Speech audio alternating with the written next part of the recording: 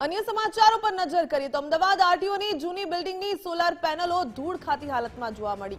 Subhash bridge RTO ખાતે solar પેનલો ભંગાર હાલતમાં। સોલાર પેનલોનો ઉપયોગને બદલે ભંગાર બનાવી દેવામાં આવી।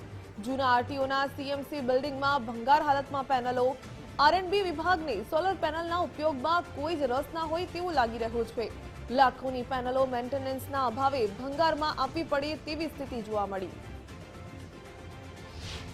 ગ્રીન એનર્જી તરફ આગળ વધવાના જે દાવાઓ છે તે સરકાર દ્વારા કરવામાં આવી રહ્યા છે અને આ દાવાઓ વચ્ચે સુભાષ બ્રિજ આરટીઓ કચેરીમાં જે સોલર પેનલ પ્રોજેક્ટ છે તે સોપીશ બની ગયા હોવાનો જે દ્રશ્યો છે તે સામે આવી રહ્યા છે। મહત્વનું છે કે લાખો રૂપિયાના ખર્ચે લગાવવામાં આવેલા જે સોલર પેનલો છે તે હાલ બિન ઉપયોગી પડી રહેલા સરકારી નાણાંનો જે ખુલ્લેઆમ વેડફાટ છે તે જોવા મળી રહ્યો છે। કારણ કે જે જૂની બિલ્ડિંગમાં સીએનસી બિલ્ડિંગ ખાતે આ જે સોલર પેનલો છે તે દૂર ખાઈ રહ્યા છે અને જૂના બિલ્ડિંગ પર લગાવેલા આવેલા જે સોલર પેનલો છે તે તોડકામ દરમિયાન ઉતારી લેવામાં આવ્યા હતા, પરંતુ નવી બિલ્ડિંગમાં તેને ફરી સ્થાપિત કરવાની જે કોઈ ગંભીરતા દેખાઈ નથી। પરિણામે જે પેનલો છે તે કચેરીના ખૂણામાં દૂર ખાઈ રહ્યા છે। એક તરફ સરકાર ઉર્જા બચત અને ગ્રીન એનર્જી માટે જે જોરદાર પ્રચાર છે તે કરી રહી છે, ત્યારે બીજી તરફ આ જ પ્રકારની બેદરકારી અનેક સવાલો ઉભા કરે છે। કારણ કે વીજળી બચતનો